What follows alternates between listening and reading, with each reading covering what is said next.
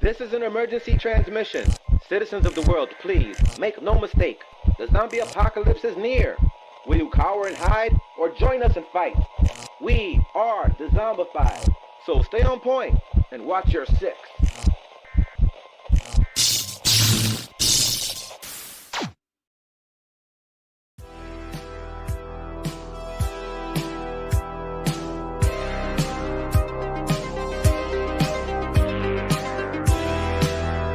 Oh, okay. So we're just okay.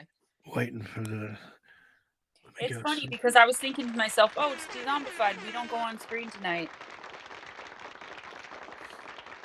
I'm glad they asked that though, because I do just feel more comfortable, like in my regular seat that I always film at. And we're live. Oh, that would have been nice to know. I can't hear any music though. I didn't hear any music either, but apparently we are live. Hey there, everybody. How you doing? Sorry, guys. Hopefully we didn't drop any F-bombs in there.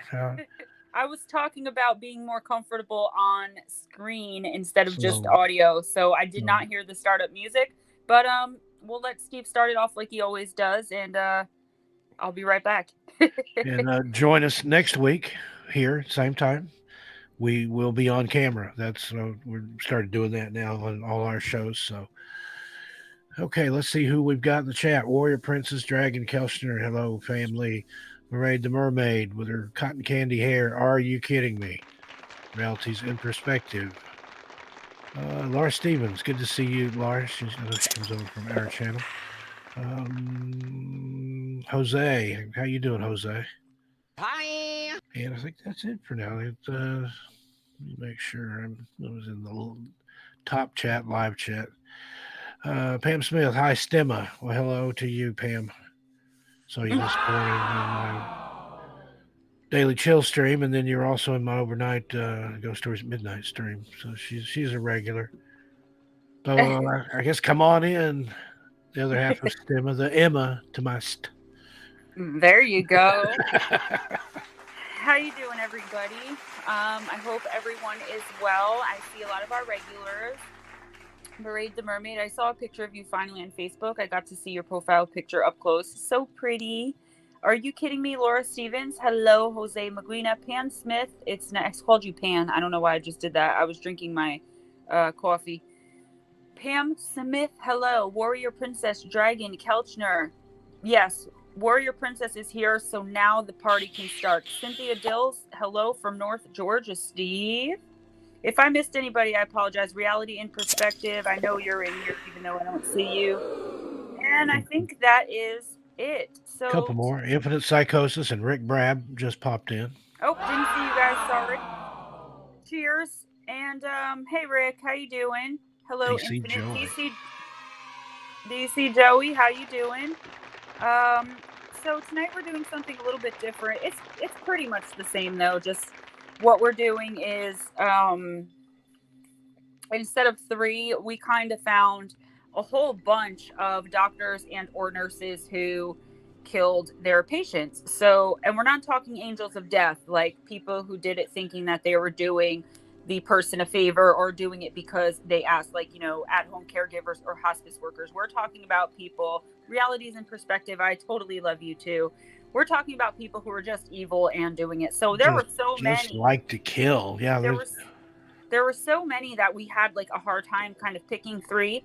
So we decided to do like a couple handfuls and do, you know, a little brief synopsis on all of them. And just, yeah, it's kind of horrible and scary, actually. Like Steve just said, people who just like to kill, but your doctors and nurses, like you take that Hippocratic oath and it's pretty scary how many we actually found. So I think we're going to try to get through 11 tonight.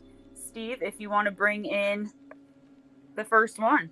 Am I bringing her in? Is she here with us today? That would be awesome. That would be pretty awesome. Yeah, these are people that just, like I said, like to kill. And you think about that, you're very vulnerable when that's somebody is charged with either giving you prescriptions or in charge of your IV. They could put anything in there, and that's what can and does happen. And yeah, these aren't people like Kevorkian who, you know, want to help you get where you want to go. That's the name I was thinking. Yeah. They always thought he should have come up with a Kevorkian light for times when you just want to feel a little sick. Stupid. like, I want to go to work today. Can you make me just, at death's door and then I'll be okay tomorrow? Yeah, sure. But, his van that he killed people in is on display at Zach Bagans Museum in Las Vegas. I haven't been there yet, but my daughter's been. She sent me a picture of it. She said of all the things in that place, and he's got some cursed items and some things with some really strong attachments. She said that Dr. Kevorkian's deathbed hit her the hardest and hit her the most. She's empathic. And she said when she walked into the room where it was, then apparently the headlights come on randomly. So when the headlights came on, she almost physically got ill and had to leave. I see Dezombified in the chat. Hey, guys. Yes, we'll start out. Go ahead. I normally come in and say, thank you, Dezombified, for having me. Chris Jarvis, my cookie, just came in. But I normally thank you guys for having me, but that was just weird. I still feel uncomfortable that I was caught off guard like that, but yeah, I'll we recover. were chatting away, and I just happened to check the volume. We're on the air. I don't know how long we're on the air for. The fun of a hot mic. We've all been there before. And I've heard some things that I haven't done that bad, so I've heard some wild things on a hot mic. Excuse me. Okay, we'll start out here. We'll just from the top or from the bottom, depending on how you want to look at it. Our first baddie, whatever you want to call her. I don't like you said. I don't want to say, especially not an angel of mercy. Maybe an angel of death, but in a bad way. But Janine Jones. Authorities suspect a Texas pediatric nurse, 66 years old, may have killed up to 60 children in her care with fatal overdose injections at hospitals and clinics around San Antonio, Texas, between 1977 and 1982. Oh my gosh. In 1984, she was sentenced to 99 years for killing 15-month-old Chelsea McLennan and another 60 years for nearly killing 4-week-old Rolando Santos. But under law that in effect at the time, she is due for release, or was in 2018. 2 new charges that alleged she killed an 11-month-old and a 2-year-old in 1981 might help keep her behind bars. I didn't look at this ahead of time, but look and see if surely they didn't parole a monster like that. Within 5 years, 60 children, and there's something about there's something about when people do things like that to children that makes me so angry. Like, I want to see this person in her face. Genene Jones, 69, was imprisoned in 1984. It says 66, 69. She was in her late 60s. For killing one child and giving an overdose to another, she had been set for release in 2018 under a mandatory release law that was in effect the year... I'm sorry. Hold on one second. Sorry, guys. This happens all the time. The year she was convicted, but prosecutors in 2017, citing new evidence, filed 5 new murder charges against her related to the deaths of children. And it says, with this plea, the odds are she will take her last breath in prison.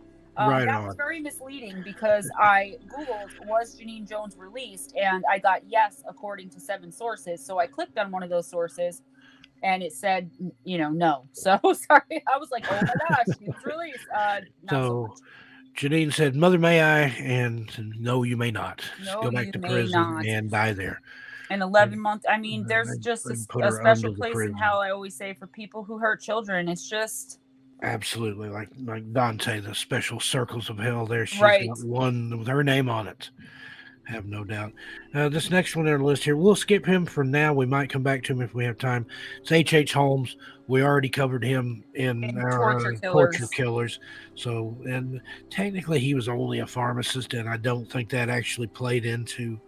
Well, he was a doctor. His killing. Oh, that's right. He forged his doctor's license. Never mind. Yeah. He went to medical school, but never became a doctor. And even as a pharmacist, I don't know that he used that to kill anybody. He was more into getting them in his torture castle there and killing them that way. So you can take the next one there. So moving on to Anthony Garcia, and after his 2001 firing from a residency program at Creighton University School of Medicine in Nebraska, and the resulting bad references that kept him from getting work elsewhere, Garcia exacted revenge on those he blamed by killing 4 people. He stabbed Thomas Hunter, 11, the son of Creighton physician Dr. William Hunter, and the family's housekeeper, Shirley Sherman, who was 57, in March of 2008. 5 years later, in May of 2013, police found the shot and stabbed bodies of Dr. Roger Brumback, the former chair of Creighton's Department of Pathology, and his wife Mary, both who were 65. Garcia was convicted of those murders in 2016. So while he didn't specifically kill his patients, which is the name of this Real Evil episode, Patient Killers, he did kill, a child. He basically was a revenge killer, but, And the housekeeper. you would, Who kills the housekeeper? It's like... You would think that somebody who, I guess not. With what I know now from all the research I do on YouTube and all the things that I learn from other things that I listen to and read, I always thought, doctors and nurses are people that you just automatically trust. Yeah.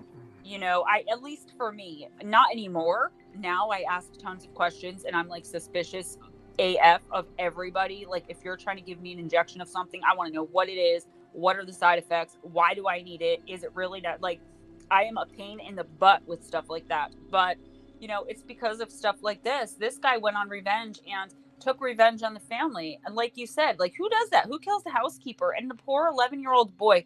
Again, I really, really, it breaks my heart when I hear about things like this happening to children. They're caught up in the adults' crap, and trust me, I know what it's like to get a bad reference. Even waitressing, I've gotten a bad reference one time from this place where I worked 7 days a week from open to close because, I needed money for certain things, but I got a bad reference because my boss didn't like my boyfriend and we rented an apartment from my boss. And because we were late on rent and stuff like that, he gave me a bad job reference, even though it had nothing to do with my job. Yeah. You think I didn't want to go to that place and freak out, but I never once thought to myself, I'll kill him and his whole family. Yeah. What I mean? And that's the thing I'm thinking, that if he would kill an 11-year-old kid and a housekeeper who doesn't have anything to do with anything, I think if he had made it out of the residency program and into an internship or become, whatever in a hospital somewhere, I think he would have killed people there. If you can kill that many people, children, housekeepers, everybody, that easily, I think he would have killed. What if he had a difficult patient? Yeah. Here, take this. What if a patient made him angry? What if a patient made a complaint against him? And like you said, I've had places where, just a fantasy in your head, you entertain maybe burning the place to the ground, but never took any action. And I think everybody has those fantasies. I've talked to people. One place I worked, I had a coworker say, you know what I'm going to do one day? He said, I'm going to steal a car and I'm going to fill it full of gasoline and I'm going to drive it into the front of the building. And then if it doesn't catch fire, I'm going to set fire to it. And then I'm going to go around behind the building and climb up on the hill, but there by the interstate. And when they come running out of the back because they can't get out of the front, I'm going to pick them off with a deer rifle. And the scary thing, I think this guy was serious, but then he moved away and went somewhere else. And I have no idea where he's at. But you never know. I mean, you hear about it was more like in the 80s and 90s, I think, when they had the term going postal, because that was the time it seemed to be when the postal workers would just get so fed up. And it tended to be the guys that worked on the sorting machines there, where it's just a constant whir all day. Of the group, which, by the way, can't wait to watch that new documentary on him. Oh, I've seen it. It is amazing. Watch it once for the documentary. Watch it again and listen to the music. That's my buddy Justin Leyland down in L.A. I've actually bought some of his used music equipment. In fact, he also did the music for the Ted Bundy tapes, and I've got one of the special effects units that he used in that series. He's a good friend, a great producer. He's got a lot of credits under his belt, but the music it totally works for that kind of, what he composes goes with that kind of stuff. But the Sons of Sam, now I don't know. I've seen the 4 episodes that are out there. I don't know if there's going to be any more, if that's the end of it, because it says season 1. Don't know if there's going to be a season 2, but I read Maury Terry's book, The Ultimate Evil, when it came out. I want to say 85 or 87. It was just blown away because he draws parallels and connections between Son of Sam, which, David Berkowitz, the other people that participated with Berkowitz. That's where the Sons of Sam come from. There were more. Berkowitz admits to killing or pulling the trigger in 2 cases, but there were 6 others that he was knew of and had intimate knowledge of and was even present at, especially like the Stacy Moskowitz murder, the last one. That was videotaped, apparently, according to Berkowitz. And so the Carr brothers, who are both dead now, one was found strangely in his home. Maybe he did it himself, maybe he didn't. The other one had a strange car accident, single car accident on a bridge. So he tied them to Charles Manson, the Church of the Process, Church of the Final Judgment, the Process Church of the Final Judgment, and the murder of Roy Radin, producer of the Cotton Club. Just made a lot of connections there, and it's worth your time and investment if you have any interest in true crime and any interest in the Son of Sam case. 5 thumbs up. Jarvis, spill it. Where'd you get the dragon? I'm still on that from last week in the little video there. He had this gigantic, super awesome dragon, and I could not find it no matter what I did. Oh, look, I'm still alive. I might actually win. He traded gerbils for it. I still need to know that story. He has a herd of 200 gerbils, and he has very small hands, so he's able to milk the gerbils, and he produces the best milk and milk byproducts from gerbil milk. He's got gerbil cheese and gerbil sour cream, and he's the man when it comes to gerbils. Wait a minute. Forget gerbils. Number 1, I actually won the Battle Royale for the first time. And I'm actually really excited about it. I got 25 brain stems. Yeah. Can't have too many brain stems. No, I've been complaining. Like, I've never even won, and I'm on the show. So you guys know it's not fixed. But DC Joey said new 411 on the Delphi murder. So I'm going to be checking that out after I do the next one. Yeah, I've actually got a video for Missing Persons and Mysteries that I'm working on about the new revelations in the Delphi case. Well, don't tell me, because I want to be surprised. That'll be coming soon. Yeah, I don't want to, no spoilers, but it's I like this person they have as a suspect. I mean, I dislike him greatly, but he's a perfect suspect, person of interest, whatever you want to call it. I was typing in the chat. Did we even go through number 4 yet? We did Anthony Garcia. Okay, we didn't cover Swango. Okay, So I'm sorry, because when I'm typing in the chat, I'm not paying attention really to what you're saying. I got off on Sons of Sam. Do you want me to do the next one? Milking, yeah. Yeah. Okay, Michael Swango. Now, this former physician admitted to causing the deaths of 4 people and was sentenced to 3 consecutive life terms without possibility of parole. Brilliant book by James B. Stewart. Not that Jimmy Stewart that talks like this, but James B. Stewart wrote a book called Blind Eye that links him to 35 suspicious deaths, dating all the way back to his time as a surgical intern and later neurology resident at Ohio State University Medical Center in 1983. What was it with the 80s, Steve? Yeah, just people enjoyed killing each other. I don't know. Swango's modus operandi, he spiked the food or drink. The donuts. Poisons, such as arsenic, or administered an overdose of prescription drugs. And then not only that, but he wrote about the joy he felt doing these crimes in notebook passages that were later read by prosecutors at his sentencing. He is incarcerated in Colorado. I've always wondered about that. You always hear about when somebody gets caught and then they do go to trial, then they produce a journal or a diary or something.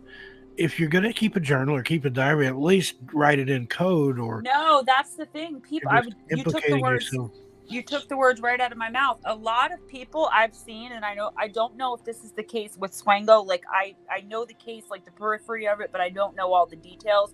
Personally, I'm not very interested in doctors and nurses who kill. Not that I'm not interested in it. I try not to watch it because, I have to see doctors and nurses sometimes. So it kind of makes me very nervous. But a lot of the times people have been caught and they did speak in code. But the way our justice system works is, circumstantial evidence will get you the death penalty in our society. So if the prosecutors can convince the jury that someone meant something else, then the person can be convicted. So code doesn't even work anymore. But I don't think that was the case in 83. I don't know. That was the year I was born. But you know what, Michael Swango, okay? You're like a chick, because chicks are known to poison. Grow a pair and go and He does look like he has a little sugar in his tank if you look at him there in the picture. Just, and I'm not saying anything. I'm just saying, that's a chick thing to do, to poison. He poisoned, the way he got caught, the last thing he did, I vaguely remember watching a documentary or, a show about this case, and he had poisoned some donuts after he was already... You know what the messed up part is? He had poisoned Stay away from the donuts. So, listen, the messed up part is he had been caught doing this at 2 or 3 different hospitals, and all they did was transfer him. They never forewarned, and they gave him good references. They were, because they didn't want to have hearings. They didn't want to be taken to court. They didn't want patients coming forward, maybe the family members of patients who had passed away thinking that Swango possibly killed them. Then they'd have lawsuits. So to keep their hands clean, these hospitals that he had worked for that knew he was poisoning people just sent him on his way with good references. As long it's he's not our problem anymore. And that is horrible. This pass the buck kind of society. That's the way it is. And especially back then, that's what they called a geographic cure. Move them away, promote them if you have to, but make them somebody else's problem. And there's so many businesses that run that way. And we used to see a lot of that when I worked for the law firm back in the 80s and early 90s. I was a clerk. And it was a medical malpractice, personal injury, and products liability firm. We would see that all the time. There was I can't remember the gentleman's name, but he compiled this huge book of questionable doctors. And that's what it was. A lot of them, if they messed up, killed somebody, even supposedly unintentionally, they would just move to another state, set up, hang out their shingle and go right back into practice. And we found a lot of doctors like that just really, really messed up and then just moved, went to another location where nobody knew the name, nobody knew the history, and that is so scary. Master Angler and Mandy Mortem joined us, and if anyone else snuck in that I did not see, I apologize. I'm only looking at the bottom. Dills. I don't know if we said hi to her or not. Who? Cynthia Dills. Yeah, I saw Mandy. I think I did earlier. I apologize if I did not. You guys know I'm not as good with scrolling up and down as Steve is. Namely, I don't have my office set up yet. I'm working on it. So I'm sitting in my bed right now and I feel like my back's going to break. It's just, I have a bad back. So I'm a little lazy with scrolling because I have to move my arm that hurts. Mandy, I heard that story that you wrote for Philia Noctis about the Bloodmobile at Walmart. That's one of the creepiest stories I've ever heard. And apparently that was based, in fact, I'd like to talk to you about that sometime. I'm a second rarest blood type. I have B negative. They've actually contacted me and offered to drive the Bloodmobile and park it in front of my house if I'll donate. But that's a little too creepy. That's a little too ambitious there for me. I know, I would donate if it rare meant, blood is. What if someone else with your blood type needs blood, I think I'm universal donor because I'm O positive. Yeah, if there was an immediate need or if it was, a child or something where I knew the circumstances, but I feel you. They wanted to just bank it, and how do you know they're not experimenting with it with your alien DNA, cloning me or gonna take it and put it at a crime scene or something? How would you explain that? Well, we found your blood all over the victim. You wouldn't be able to, and I guarantee you it's happened before. Donald Harvey. Sure. Harvey claimed to have killed 87 people, not just terminally ill patients under the former hospital orderly's care, but also roommates, neighbors, and even lovers. He received 4 life sentences for killing 25 people, most of them at Drake Hospital in Cincinnati, Ohio, and eventually was convicted of 36 murders in Ohio and Kentucky between 1970 and his conviction in 1987. The label, Angel of Death, stuck to him because he was often at his victims' bedsides. His confession spared him the death penalty, but on March 28th, He was found beaten in his cell at Toledo Correctional Institution, and he died 2 days later. Womp womp, what goes around comes around. Yeah, the death penalty was delivered just at the hands of an inmate. But, sometimes I think the guards look the other way when it's somebody like that. You think? Some very heinous crimes. I think, they might accidentally drop a piece of pipe and turn their back and, oh, look, what happened? Now, this next one, I'm going to skip back a little bit. This is a definite throwback. Jane Toppin, in the late 19th century, the well-liked nurse from Lowell, Massachusetts, began a killing spree using homemade poison, and she killed at least, this is how many that they know of, 31 people. The victims included her landlords, her foster sister, and several of her often elderly patients, whom she allegedly believed she was helping because they didn't have long to live anyway, according to her. Okay, God. Jolly Jane, as she was nicknamed. I'm sorry, I don't mean to laugh, but just Jolly Jane. She was arrested for murder in 1901, and then in 1902, she confessed to the killings. Later, she was found not guilty by reason of insanity and committed for life to the Toppin Insane Hospital, back when you could call things what they were.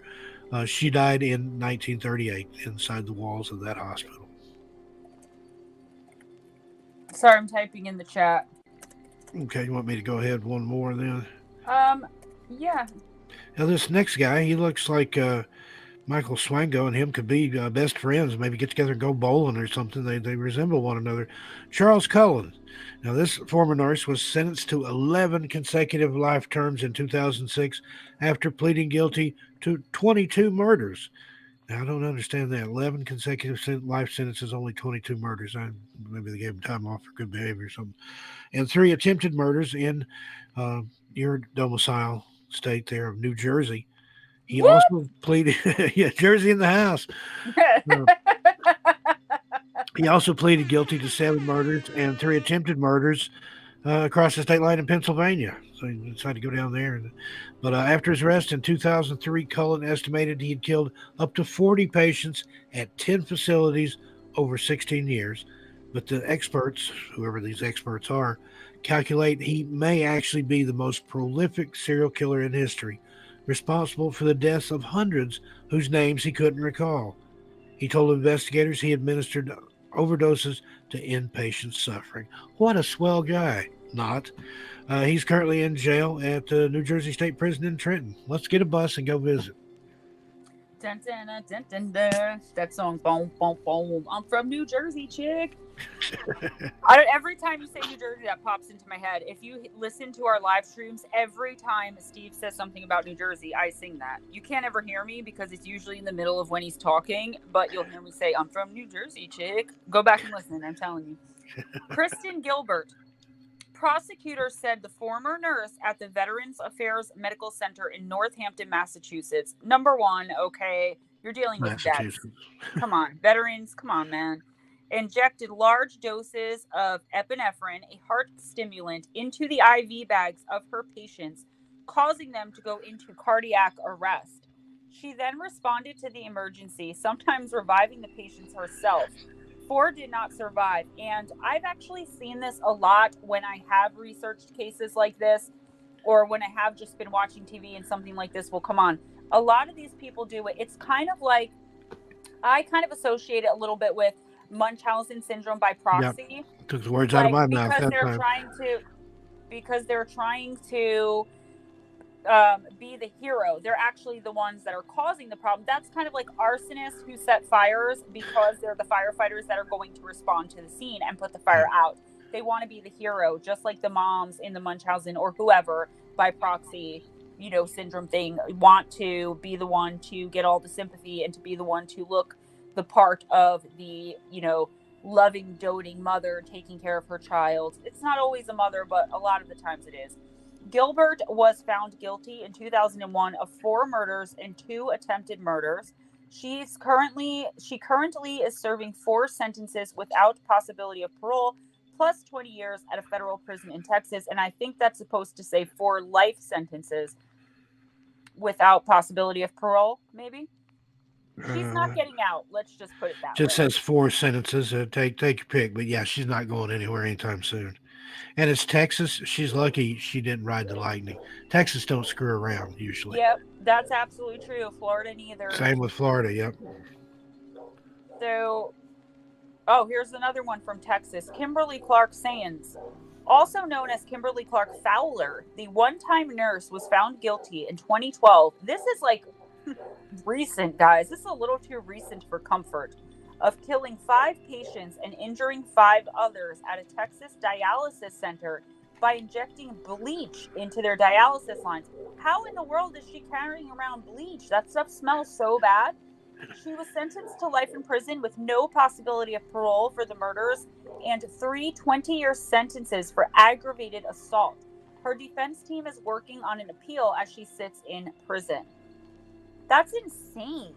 Yeah, and just can you imagine being a lawyer and I'm sure these are, well, she might have hired them, but they're probably public defenders. But can you imagine having to defend some piece of garbage like that? I'd just be like, no, sorry. I mean, you kind of have to, like, lawyers take that oath too. Yeah, but a lot of the times they really don't. I don't want to say a lot of the time, but I do sympathize with some lawyers. I don't sympathize, for example, with Baez. I think Jose Baez was his name, who defended Casey Anthony because he was proud to be defending her. But there are some people that are like, oh, like the guy who had to help defend Ted Bundy. The people who had to help defend him, they were like, oh my goodness, I did not want to do that. But everyone has the right to a fair trial. Fair and impartial trial. You're right in a way, Steve. I definitely agree with you. Yeah, that, it would be tough. It would be tough. There'd be certain ones that I'd say, okay, yeah, maybe. But a lot of times it's like these mob lawyers. They're like, I don't want to know if you did it or not. It's my job to prove that you're innocent. So I don't want to know if you're guilty because then that's counterproductive But you know what? to me. In my opinion, that being not just as, but I guess, in my opinion, from what I believe spiritually, you're just as guilty if you're going to say, oh, I don't want to know one way or another, because that kind of means I don't care one way or another. I'm just going to. That's like when someone lies by omission. Can I just tell you the worst thing in the world pretty much that you can do to me is lie by omission. I can't stand when people do that. Well, technically I didn't lie. Yeah, but that's like asking the guy. I did my pre-law classes at the University of Tennessee. That was one of the first things they taught us. A lie by omission is just as criminal as a lie by commission. By leaving out the truth to fit a narrative, you're just as screwed as anybody else. That's like this has happened to me too. Asking a man, "Are you married?" and they say, "No, I'm divorced," or "No, I'm not married." And then 2 years into the relationship, you find out they've been living with someone for 8 years, and you're like, "But I asked you," and they're like, "No, you asked if I was married. I'm not married to her." That's lying by omission. Yeah, you have to. Anybody that can take your words and turn them around like that. And I used to pull that on my mom. Maraid says, oh my God, that has got to be such a painful death. Bleach. Wow. Yes, I definitely agree. And Dezombified, I'm going to give you the names in Messenger, but I just want to say quickly, I told Missy that I do not have notifications on for Facebook Messenger. And this is for everyone that's on my Facebook. Some of you are in here. So if you Facebook message me, I will only get it by chance because I have so many random people that I'll go into Court TV Matters group and start talking about a case. And then I have 47 random men from all over the world being like, hey, let me friend request this girl and send her a message. So I sent her my phone number. So if you guys ever need anything before a stream or whatever you guys may need, just text me. But I will send you the names in Messenger as soon as we're done. No worries. No worries. We're going to get some merch that says, I stand with Stemma. Thanks for the super sticker there. Now, I want to ask something in the chat. And Jim and I had this conversation. We know what it's supposed to be. I'm going to type it 2 different ways here.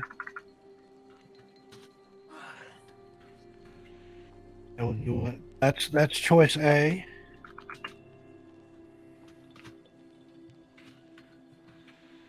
And that's choice B. Well, after you told me what the other one means, I was all for it. I just thought you had it. I thought it was a typo. Yeah. Well, I did too. But I started seeing that a couple years ago on the internet, and I think it is supposed to be stand with a D, but it's if you look in the Urban Dictionary, it's slang, and say I stand with someone mean you're a super fan or whatever. So pick one of those, or maybe we'll just do both. But if I don't know, we probably have an older audience that might not get the whole stan thing, because that Right. you hear that about rappers and the Kardashians and people like that. So, but I anyway, just thought it was cool to be a super fan of Stemma. That to me still blows my mind. And I've been dealing with a lot of hate, but that's only because I know that my channel's getting bigger. I think I'm like, oh guys, I think I'm like 8 or 7 subscribers away from having my 1,000 that I've been working towards for like 6 months now. Well, I've technically been working towards it since the beginning, but I'm so close. So if you're on this and you haven't subscribed to my channel, please go on over, subscribe. If someone can drop a link in there, I know that I'm a mod, but I don't know how to do that. And subscribe. Not only will you be helping me out, you'll have access to my channel, which I think I've been told has some pretty awesome content. And every time you subscribe to my channel, as per Chris Jarvis, a black-eyed kid finds its forever home. And I just dropped a link there. You are 7 away from 1,000. So who's going to be the if you can prove that you are the 1,000th subscriber? I could tell you who the 1,000th is. Whoever the 1,000th subscriber is, I will give you a signed copy of my latest book if you're in the United States. Now nobody's going to go and subscribe. They're going to be waiting for I'm going to wait $9.99. I'm going to be like, why hasn't anyone subscribed in like 10 days? That's weird. And if you're in another country, I'll send you an ebook version. But the Vogs official, hello, welcome. Anybody else who snuck in while I was not looking at the chat, I apologize. We like to say hello and welcome every person individually. So, Steve, you want to grab the next one? I don't know that I would want to grab them, but I will talk about it. And this one, a lot of people have probably heard of him, especially if you're from my generation. Jeffrey MacDonald, the former Green Beret surgeon, came to the nation's attention when, on February 7th, 1970, his pregnant wife, Colette, who was 26 at the time, and their daughters, Kristin, 2 years old, and Kimberly, 5 years old, were slaughtered in the family's Fort Bragg, North Carolina home. Oh, this poor guy. MacDonald said he awoke to face suspects in the apartment, and an Army hearing cleared him of any involvement. But in federal court, he was convicted in 1979 and sentenced to 3 life terms, a conviction he's been trying to overturn for 47 plus years now. An appeal was heard in January of whatever year this was written, and decision was pending. So yeah, that's a sad case. I've read books about that case. I was going to say, can I just tell you that I've done significant research into this case before I even started YouTube. I used to research cases. That's what gave me the thought to do YouTube. I'm like, I'm doing all of this anyway. I have notebooks. I didn't even have a computer. I would write stuff down. Like, I would be so obsessive with true crime. So anyway, this case made me sad, and I went back and forth with it for a really long time. And I do not believe, I am 95%, in my opinion only, I am 95% sure that he actually did not kill his poor. I don't think he did it, man. You know what? I think he's innocent. I'm going to do a video on that. Right on. I think he's innocent. I really, really do. And, it's kind of one of those things with, what was the old TV show? The Fugitive, originally with David Jansen, then they did a reboot of it. Yep. Yeah. And I believe it could be a case like that. I don't know that they're looking for a one-armed man necessarily, but based on the circumstances that I've read and what the evidence has been presented, if I were on a jury, I would find him not guilty. Sorry, I have a habit of throwing out movie quotes in the background. I don't mean to do that. I do it in real life too. I just be sitting there and someone will say something out randomly. Usually it's Family Guy, but that was The Mask with Jim Carrey. Sorry about that, Steve. You're trying to talk about something serious. When you get done with this next one, I want to back up and talk about something you just mentioned. Okay. Elizabeth Wettlaufer. How unfortunate a last name. Canadian nurse Elizabeth Wettlaufer was sentenced in June to life in prison for killing 8 elderly patients with lethal insulin doses. She apologized at her sentencing, saying, quote, I caused tremendous pain and suffering and death. Sorry is much too small a word. I am extremely sorry. End quote. I But like the the judge was voice. unmoved. Quote, it is a complete betrayal of trust when a caregiver does not prolong life but terminates it.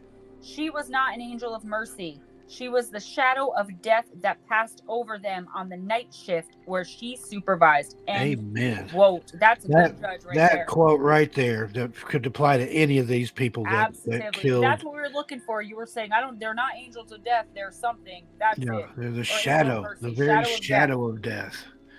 So right on. Now, if you want to say a few more words there while I'm looking this up. Oh, okay. I just, I am going to, now that came back up, I can't believe I forgot about that case when I'm always looking for, because I want to do one true crime deep dive a month instead of doing a couple a week like I was doing, because it was absolutely killing me. So I'm going to do one true crime deep dive a month, either strange and suspicious celebrity death or old time criminals or a regular case. And then the rest of it's going to be paranormal, guys, because I'm getting killer responses to the paranormal, and I kind of prefer the paranormal community too. So I'm going to be covering Jeffrey MacDonald. That's one of my next ones for sure. I actually just wrote it down. Okay, I'm going to read this now. Again, this is something on Reddit, and it is from r/conspiracy. So take it, take it, choke on it, take it with a grain of salt. And this is something we may delve into at some point if we can do so legally. But there's a theory going around that Jim Carrey, the actor that you mentioned earlier, and you can check this out for yourself. You can Google this. There's a theory going around, actually a very long post detailing someone's theory that Jim Carrey is actually a hiding in plain sight serial killer responsible for the deaths of several celebrities, including the Benoit family, Chris Cornell, and Jonathan Brandis. All the murders are set up to look like suicides or murder-suicides or accidents. The number 23 seems to be a centerpiece in the conspiracy, and there's a lot of links to other media as well as a Twitter post I'm going to add detailing when you're done. that the next victim is predicted to be Keanu Reeves. So, you heard it here first. Can I just say something about that? It says Jim Carrey's descent into madness. Well, if you think about it, if you were in a national park and you saw Jim Carrey, you wouldn't run. I wouldn't now. But you'd be like, hey, Jim Carrey, hiding in plain sight. And then he stabs you or whatever he's going to do.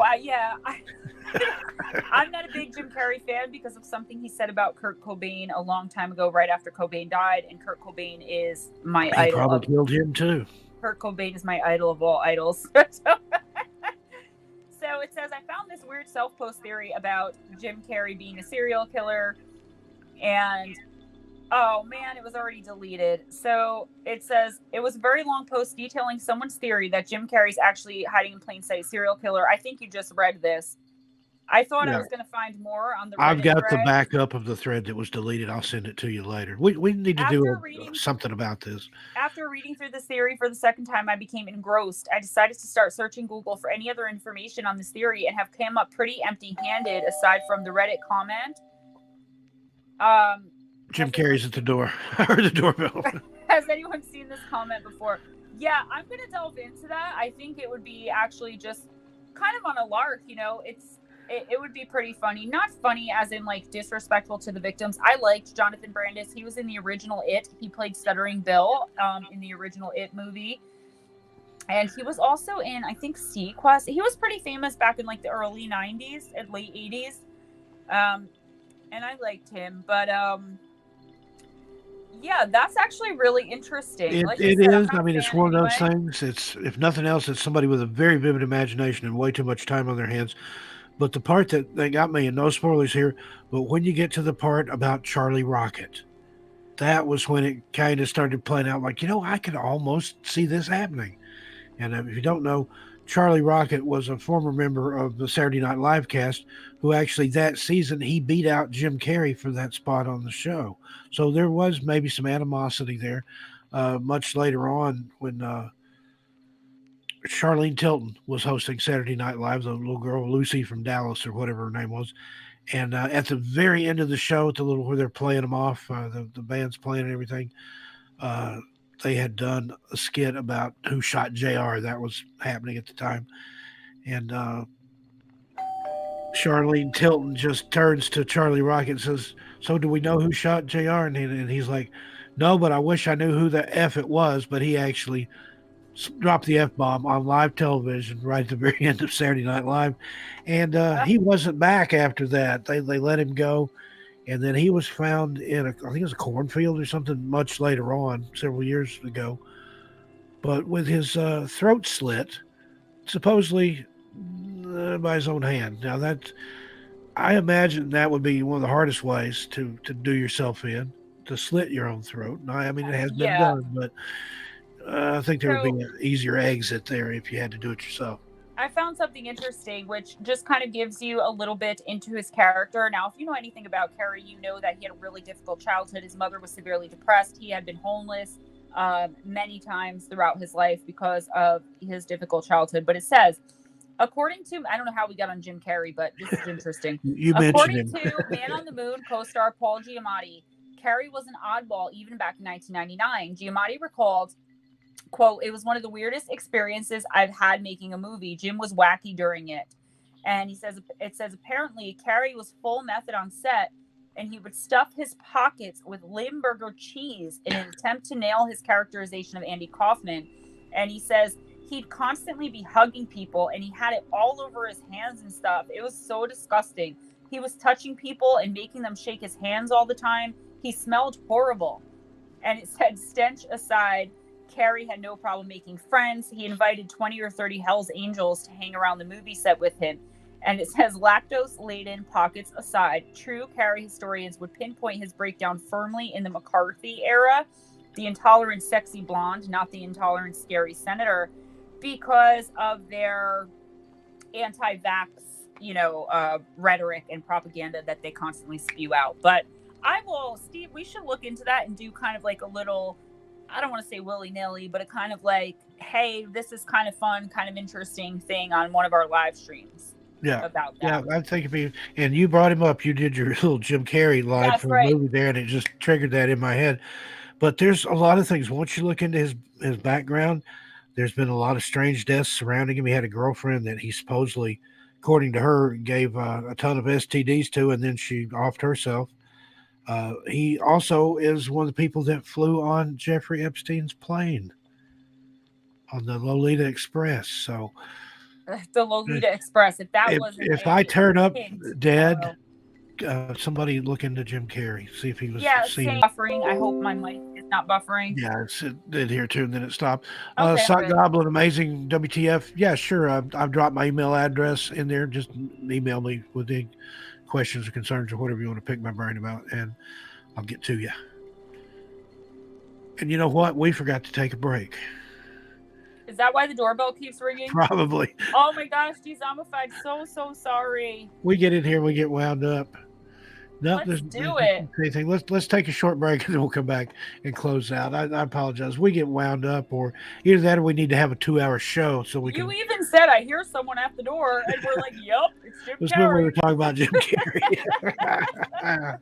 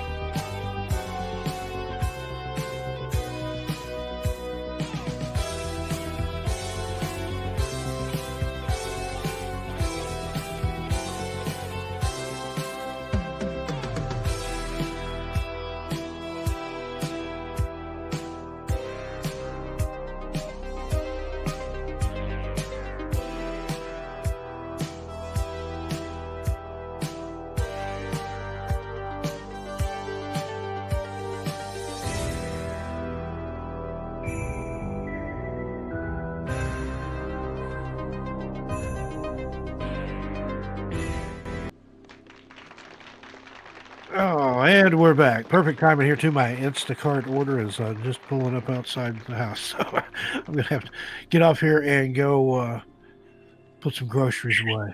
So I found the joys of Instacart. I don't get out of my house any more often than I absolutely have to. And that's unsolicited endorsement. There's 32% of Americans now, or something like that. 31, 32. I'm probably off a little bit, but I'm pretty sure it's 31 or 32% of Americans now have their groceries delivered. So I love it. I know when I'm able to do it financially, I most likely will. Technically, I do have my groceries delivered because every Sunday while I'm doing Fireside Chat, my son and his father are going to ShopRite to do my grocery list. So technically my groceries are delivered, but through something like Peapod or Instacart or something like that. So yeah, I like it. That's a tremendous number. I have a personal shopper, Even Amazon Prime. Amazon Prime is even delivering groceries now, and in some cities you can get your groceries delivered within 2 hours of actually ordering them. It's that commercial where they have the song going. Yeah, Amazon, they have Prime now here where you can get anything that they have in a local warehouse. You can get it within 2 hours. So, and Instacart takes 2 hours too. So I was talking about the commercial where the guy is about to spill. He trips, and you see the huge 3-tiered birthday cake that says "Happy Birthday, Grandma," and Grandma's sleeping peacefully on the couch, but the cake's about to go flying into her face, and the little kids behind him holding a balloon, giggling, and it's a snapshot. And you see the people in the kitchen. One's pouring coffee on her hand because it's missing the cup. Everyone's just standing there doing something crazy because they're watching this cake about to fly into Grandma's face. And it says Amazon Prime, your groceries can be delivered in 2 hours. And then in teeny tiny little writing that nobody would see if they weren't looking for it, it says in some cities. Got to read that fine print, guys. I hope you enjoyed this show. I love talking real evil with Dezombified. Dezombified, thank you so much for having me, for having us, for inviting Gemma for yet another episode of Real Evil. Great show. Season 1, episode 10. So I don't know what we're going to do season 2. We're going to have to figure something out to make this a little more interesting. But we have a lot of really cool ideas. Actually, I wrote them all down and gave them to Steve today so I didn't forget them, of what we're going to do next. Next week, I think I want to do Unsolved Real Evil. So, that sounds good. We don't know how many we're going to do. It depends how many we can find and get through. Thank you so much for being with us. If you haven't already, I think pretty much everyone here is subscribed to my channel already. But if you're not, I think I'm 5 away from my 1,000. Let me refresh here, and I'll tell you are at 995. So I really appreciate all of you. I love all of you. Thank you so much for the constant support. Dezombified, thank you so much for allowing me to be a part of this. I really appreciate you helping me get my name out there and, helping me get all these subscribers. And just we love coming over here and doing these shows for you guys. We're going to start promoting you a lot more, see if we can get you up there. I just barely earlier.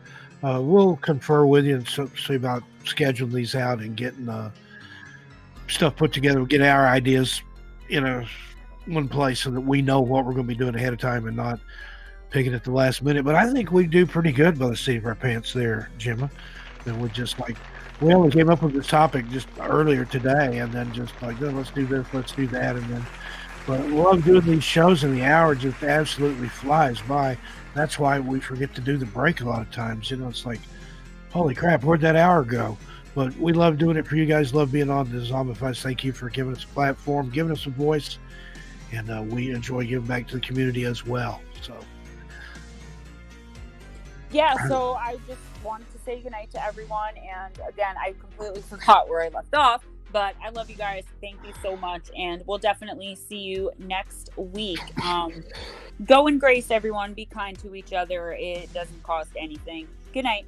Mwah. Good night, everybody. Gemma, thank you. On behalf of Jim and myself, thanks, everybody, for showing up. We will see you Friday for Campfire Stories on Missing Persons and Mysteries.